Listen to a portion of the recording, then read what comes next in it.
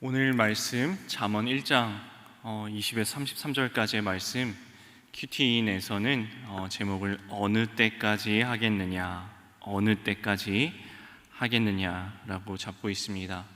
오늘 말씀 속에서 크신 은혜 있으시는 시간 다 되시기를 주님의 이름으로 축원합니다. 첫 번째 말씀으로 들어갑니다. 첫 번째 20절에서 23절까지 말씀, 어리석음에 대한 말씀을 하고 있는데요. 어리석음요? 잠언은 지혜에 대해서 이야기하고 있지 않나요? 맞습니다. 잠언서 1장에서는 저희가 다 알고 있는 여호와를 경외하는 것이 지식의 근본이다, 여호와를 경외하는 것이 지혜의 근본이다 라는 말로 잠언서를 시작을 하고 있습니다. 그렇습니다. 잠언에서는 끊임없이 지식과 지혜에 대해서 이야기를 하고 있는데, 이 지혜라는 것이 무슨 시험 잘 보는 지혜, 취업 잘하는 지혜, 돈 잘 버는 지혜를 이야기하는 것은 아닙니다. 이것은 하나님으로부터 말미암은 지혜, 하나님을 아는 지식, 구원에 이르게 하는 지혜를 이야기하고 있습니다. 하나님이 주인 되신 지혜, 내 삶을 하나님께 내어드리는 지혜, 하나님의 지혜입니다. 그 지혜는 어디에 있습니까? 20절 말씀 한번 볼까요? 지혜가 길거리와 광장에서 소리를 높이고, 21절 길목, 성문 어귀, 성중에서 소리를 바란다 라고 하는데요. 장소가 여러 개가 나오죠. 길거리, 광장, 길목, 성문 어귀, 그리고 성중. 우리 삶의 자리입니다.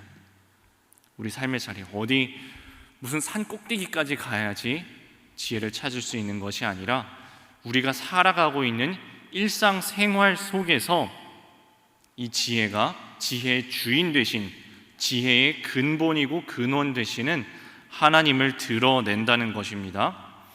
22절 보겠습니다. 너희 어리석은 자들은 어리석음을 좋아하고, 거만한 자들은 거만을 기뻐하고, 미련한 자들은 지식을 미워한다 라는 말씀이 있었는데요. 22절 시작점을 이렇게 시작하죠. 너희 어리석은 자들은, 그러니까 저희들은 얘기하는 거예요. 지칭해서 이야기하는 겁니다. 너희, 그러니까 저희들 얘기하는 겁니다. 저희들은 하나님께서, 지혜의 근본 되신 하나님께서 지혜의 말씀을 우리에게 주시는데, 우리 죄된 본성을 가진 저희들은 이게 듣기 싫다는 겁니다. 주님 말씀 듣기 싫고, 말씀하시면 도망가고 싶고, 귀를 막고 싶고, 그럼 우리 좋아하는 건 뭐냐 하면 어리석은 것을 좋아한다는 겁니다. 어리석은 것을 기뻐한다는 것입니다. 거만한 것을 기뻐한다는 것입니다. 그게 교만한 저희들의 모습입니다. 그때 23절 지혜가 외칩니다. 뭐라고 외치냐 하면, 하나님의 지혜가 이렇게 외칩니다. 내 책망을 듣고 돌이키라. 내 책망을 듣고 되돌아오라고. 이 되돌아오는 게 회개죠. 하나님께로 되돌아오는 것, 하나님께로 멀리 떨어져 있는 우리가 하나님께로 되돌아가는 것이 회개입니다. 그리고 하나님이 영을 부어주신대요. 하나님께서 우리에게 성령을 부어주실 때만, 영을 통하여서 밝히 알리실 때만 비로소 우리가 하나님의 지혜를 깨달을 수가 있습니다. 내가 무슨 공부를 많이 해서, 내가 머리가 좋아서, 똑똑해서, 학식이 높아서 하나님을 깨닫지 못합니다. 그 똑똑한 사람들이 지금도 하나님을 부정하고 있는 것을 여러분들은 보고 계실 겁니다. 사람이 사람의 지혜로 하나님을 아는 것이 아니라, 하나님의 영을 부어주실 때, 그리고 그 말씀을 보여주실 때, 밝히 알게 하실 때, 우리가 주님의 뜻을 깨달아 알고 책망을 받고 돌이킬 수 있다는 것입니다. 그런데 하나님의 음성을 거부하는 것은 그러면 어떤 것이냐, 그거에 대해서 22절에서 이렇게 설명이 나오죠. 단어를 이렇게 썼습니다. 어리석음과 거만과 미련이다. 주님의 말씀을 거부하고 반대로 도망가는 것은, 주님의 말씀에 귀를 막는 것은 어리석음이고 거만함이고 미련함이다. 네, 거만은, 교만은 분명히 내가 틀렸는데 내가 끝까지 맞다고 바락바락 우기는 게 거만함입니다. 내가 분명히 잘못됐는데 그래도 내가 맞다고 바락바락 우기는 것이, 끝까지 우겨보겠다고 하는 것이 거만입니다. 내가 모르는데 아는 척하고, 모른다는 사실을 인정하기 싫어하고, 틀렸는데도 맞다고 우기는 것. 그거에 대해서 이 큐티인에서 이렇게 설명을 하고 있는데요, 본문 해설을 제가 잠깐 인용하여 드립니다. 잠깐 부끄러움을 당하더라도 내 그릇됨에 대한 책망을 듣고 돌이키는 것이 지혜입니다. 잠깐 부끄러움을 당할지라도 나의 잘못된 것, 내 그릇됨에 대해서 책망을 듣고 되돌이키는 것이, 하나님께로 되돌아가는 것이, 그것이 지혜입니다. 적용 질문드립니다. 내가 도저히 동의할 수 없는 비판이나 너무 듣기 싫어하는 책망은 무엇입니까? 오늘 말씀 앞에서 또 100% 죄인된 제가 말씀 앞에, 주님 앞에 무릎 꿇는 시간을 가져보았는데요, 이 말씀 앞에서 스치는 그 기억이 있었습니다. 오래된 기억도 아니고 한 3, 4일 된 기억 같습니다. 지난주 금요일쯤인가요? 이제 막 11개월 된 저희 아이가 집에서 잘 놀고 있었어요. 장난감을 가지고 얼마나 재밌게 노는지, 조그마한, 저는 중고로 하나에 800원 주고 샀어요. 800원짜리 5개를 사줬는데 얼마나 재밌게 노는지, 제가 그걸 보면서 야, 그래, 참 좋을 때다. 그래, 지금 시기를 즐겨. 그래, 놀 수 있을 때 재밌게 놀아. 그리고 이렇게 덧붙였어요. 말하지 말았어야 되는데, 곧 못 그럴 때가 온다. 곧 피할 수 없는 경쟁이 찾아올 거야. 그러니까 지금 놀 수 있을 때 재밌게 놀아 하는 것을 제가 말하면서도 뜨끔했어요. 왜냐하면 옆에 엄마가 있었거든요. 애기 엄마가 그 말을 듣고서 저한테 한 소리 하더라고요. 아이, 그 지금 무슨 소리를 하고 있는 거냐고. 애한테 신앙을 물려주면 그걸로 된 거지, 무슨 얘기하고 있는 거냐고. 그 말이 맞죠. 11개월 된 애기한테 제가 지금 뭔 소리 한 거예요. 제가 생각해도 어이가 없는데, 근데 제가 그 책망을 듣고서 그치, 내가 잘못했어. 내가 뭔 소리 한 거야. 신앙을 물려주면 그걸로 된 거지 라고 인정을 얼른 했을까요? 아니면 반발심이 올라와가지고 저도 한 소리 했을까요? 반발심이 올라오더라고요. 그래갖고 뭐라고 뭔가 구차한 변명을 했어요. 그리고 오늘 말씀을 다 준비를 하는데 그 3일 전에 사건이 싹 스치는 겁니다. 아이고, 그래, 내가 그걸 또 바락바락 우겼구나. 분명히 내가 틀렸는데, 분명히 내가 잘못했는데, 그 목사가 할 소린가 그게 하는 생각이 들고, 또 제가 설교 준비를 하면서 아이고, 집에 가가지고 사과해야겠다 하고 가가지고 어젯밤에 사과를 했는데요, 그렇습니다. 우리가 내가 틀렸는데, 분명히 내가 틀렸는데, 제가 그 순간 저도 제가 틀린 줄 알았어요. 아이고, 내가 못할 소리 했구나 하고 저도 알았어요. 근데 인정하기가 싫은 거예요. 이게 사람 마음이 그렇습니다. 여러분은 어떠십니까? 내가 틀렸다는 것이 드러났을 때 그게 제가 잘못했습니다, 그게 제 잘못입니다, 제가 틀렸습니다 하고 얼른 인정하시나요? 아니면 이렇게 또 반발심이 올라와가지고 구차한 변명을 하시나요? 저는 구차한 변명을 했습니다. 참 부끄러운 일입니다. 그럴 때 이 어리석음, 첫 번째 제목이 어리석음이었잖아요. 두 번째 소제목으로 넘어갑니다. 두 번째 소제목은 재앙과 두려움입니다. 재앙과 두려움. 23절 말씀에 보면은 하나님의 음성이 이렇게 우리에게 말씀하고 있습니다. 듣고 돌이켜라. 듣고 돌이키라. 그런데 24절 한번 볼까요? 내가 불렀으나 라고 말씀하세요. 하나님이 부르셨대요. 이게 우리 기독교의 신앙의 특징입니다. 다른 많은 종교들은, 다른 많은 종교가 세상에 있지만 그 종교들은 다 사람이 신을 찾아갑니다. 사람이 신을 찾아가서 사람이 준비한 제물을 드리고, 사람이 제사를 드리고, 사람이 뭔가 선행을 하고, 사람이 돌을 닦고, 그러면 신이 보고서 아이고 그래 너 그걸 고생이 많다, 너 착하게 사니까 내가 복 줄게, 너 제사 드리니까 제물 큰 거 갖고 왔네, 복 줄게. 이게 다른 세상 종교들이에요. 그런데 기독교는 다릅니다. 우리가 아직 죄인 되었을 때에, 우리가 아직 원수 되어서 우리는 하나님을 떠났을 때 하나님이 찾아오셔요. 잃어버린 양 한 마리를 찾을 때까지 찾으러 나오시는 것이 하나님의 사랑입니다. 그래서 오늘 말씀에서는 내가 불렀으나, 우리가 하나님을 불렀다는 얘기가 아니에요.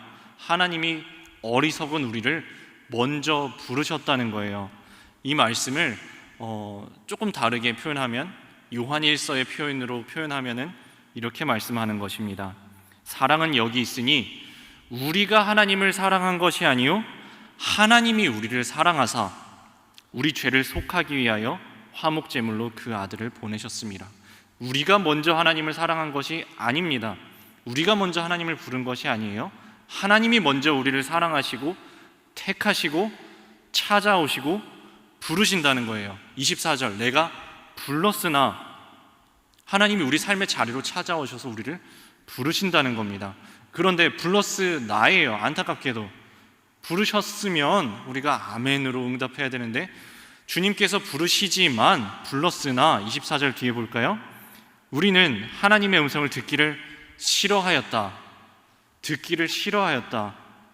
25절에는 주님의 교훈을 멸시하고 책망을 받지 않는다 라고 기록하고 있습니다. 그렇습니다. 이게 우리들의 모습입니다. 우리는 주님의 음성을, 사실 우리의 본성은 듣기 싫어해요. 주님의 교훈 무시하고 싶습니다.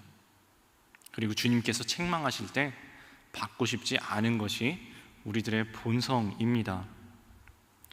그때 하나님께서 이렇게 경고하시는 메시지가 26, 27절에서 몇 가지 단어로 나오는데요. 제가 단어만 콕콕콕 한번 찝어볼게요. 재앙, 26절에 보이시죠? 재앙, 두려움, 27절에도 나와요. 두려움, 재앙, 근심과 슬픔.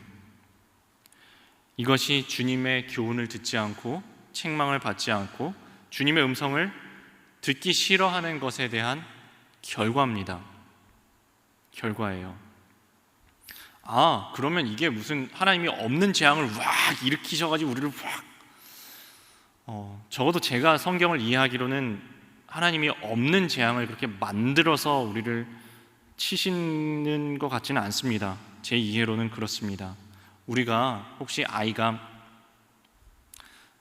위험한 칼을 갖고 놀면은 에라이 너 칼 갖고 놀지 말라 그랬는데 칼 갖고 놀아 하고서 휙 밀어가지고 일부러 비게 만들지는 않죠. 근데 아이가 위험한 칼을 갖고 놀다가 자기가 벼어요. 그때는 가르쳐야죠. 너 봐봐, 지난번에 칼 갖고 놀지 말라 그랬지. 근데 칼 갖고 노니까 그거 다쳤지. 그렇게 하면 되겠어? 안 되겠어? 안 되겠지. 제대로 된 부모라면은 칼로 확 밀어서 다치게 만드는 게 아니라 다쳐있는 아이한테 치료해주면서 너 그렇게 하면 안 돼, 가르치는 용도로 이 사건을 사용할 것입니다. 이 사건이 있는데 안 가르치면 안 되잖아요. 봐봐, 다음에 너 또 그렇게 칼 위험한 거 갖고 놀면 또 다칠 거야 라고 가르쳐 줘야 되잖아요. 하나님께서 우리에게 사건이 일어났을 때 그 사건을 그냥 흘려보내시지 않고 역사의 주인 되신 하나님께서 이 모든 것을 다스리시고 활용하십니다. 경고로, 겉봐, 그거 하지 말랬지 하면 그렇게 되는 거야. 다음에 또 하면 되겠어? 그럼 더 크게 어떻게 된다? 하지 마, 그러면 아플 거야 라고 하나님께서 가르쳐 주신다고요. 하나님은 우리를 방치하거나 포기하지 않으십니다. 그리고 우리 삶 속에 생겨나는, 우리를 찾아오는 여러 가지 사건들을 통하여서 우리에게 가르치시고 교훈하시고 책망하시고 바르게 하시고 때로는 경고하십니다. 28절로 넘어갑니다. 그때에. 자, 그때라는 것은 시점이 언제일까요? 과거, 현재, 미래 중에 언젠가요? 그때의 미래입니다. 미래의 어떤 시점을 이야기하는 거예요. 아직은 오지 않은 시간입니다. 그런데 그때에는 28절에 경고의 말씀이 나오죠. 이렇게 이야기하시는 겁니다. 주님의 말씀에 끝까지 귀를 막고 끝까지 교훈을 멸시하고 끝까지 책망을 받지 않으면 그때에는 정말 무서운 일이 일어난다고. 정말 무서운 일이 일어난다고. 그러니까 그 길로 걸어가지 마 하고 미래에 대한 경고를 하시면서 그 길로 걷지 마라는 경고를 해주시는 말씀입니다. 이것은 너 그래? 그럼 한번 가봐. 내가 거기를 밀어쳐넣는다 라고 하시는 말씀이 아니라 글로 가면 안 돼. 거기는 사망의 길이야. 글로 가면 안 돼. 거기는 다치는 길이야. 죽는 길이야. 그리로 가지 마. 사망의 길을 걷지 않길 바라시는 하나님의 사랑의 외침입니다. 적용 질문 드립니다. 주님의 경고의 말씀에 담긴 애끓는 사랑이 느껴집니까? 나는 이 경고의 말씀을 무시합니까? 듣고 응답합니까? 마지막 세 번째 단락입니다. 평안과 안전의 비결. 31절 말씀입니다. 이런 말씀이 나오죠. 자기 행위의 열매를 먹게 된다. 자기 행위의 열매를 내가 먹게 된다라는 말씀이 나오는데요. 이것은 내 삶의 결과물이 결국은 나에게로 되돌아온다라는 말씀입니다. 심는 대로 거둔다는 말씀이에요. 어떻게 보면은 위로의 말씀이 될 수도 있지만 어떻게 보면은 되게 무서운 말씀입니다. 심는 대로 그대로 나한테 다 돌아온다는 거예요. 사람들 모르게 한 것 같은데 다 돌아오고, 부모님도 모르게 한 것 같은데 다 돌아오고, 부인도 모르게, 남편도 모르게 한 것 같은데 돌아오고, 친구도 모르게 한 것 같은데 결국은 심은 대로 다 돌아온다는 겁니다. 삶의 결과물이. 하나님의 지혜 책망을 우리가 받아들였을 때 두 가지의 선택지가 있습니다. 하나는 예 주님, 아멘 주님, 천부에 의지 없어서 손들고 옵니다. 천부에 의지 없어서 손들고 옵니다 하고서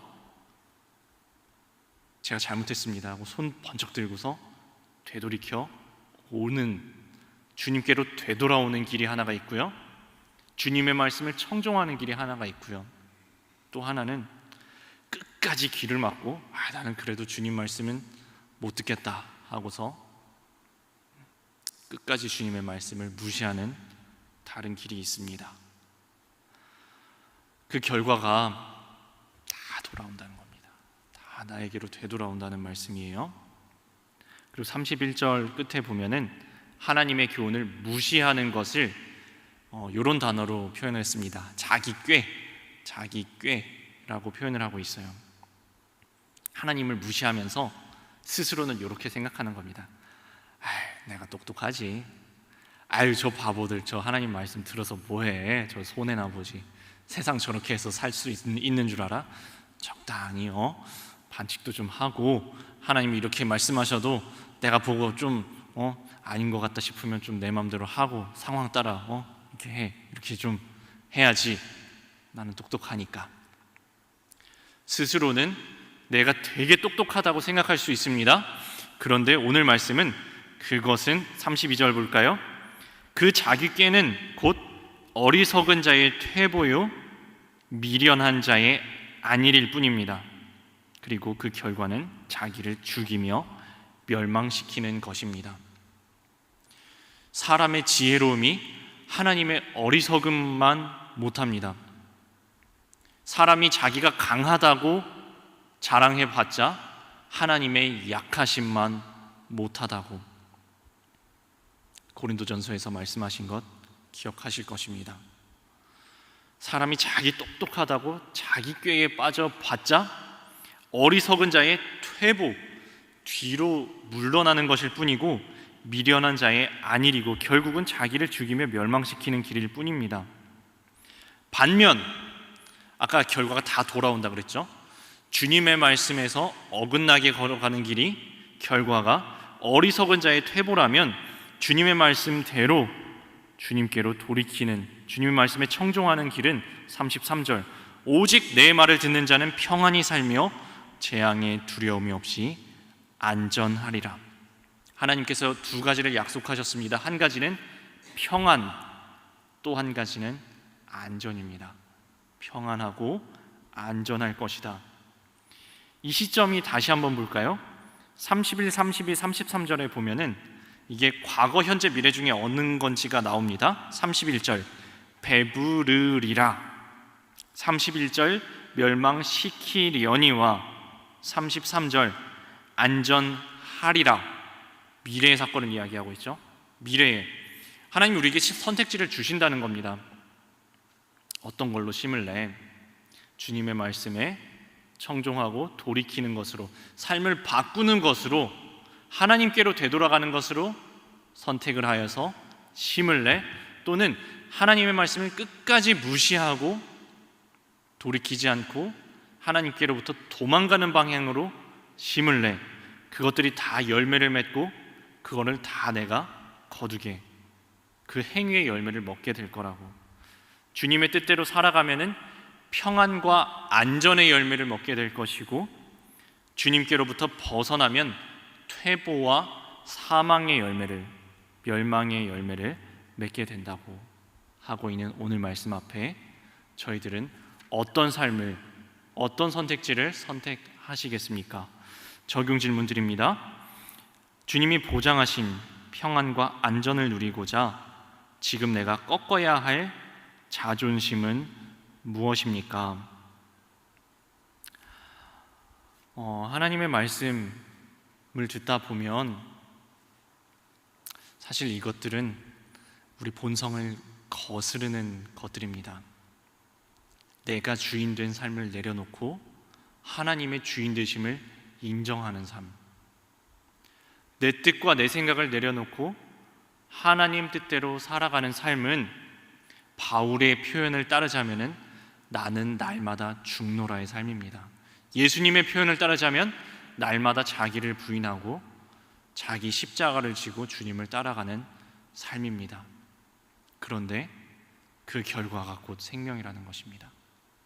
하늘의 밀알이 떨어져서 죽으면 많은 열매를 맺지만 끝까지 버티고 있으면 아무 열매를 맺지 못하는데, 오늘 하루 열매 맺는 신앙 되셨으면 좋겠습니다.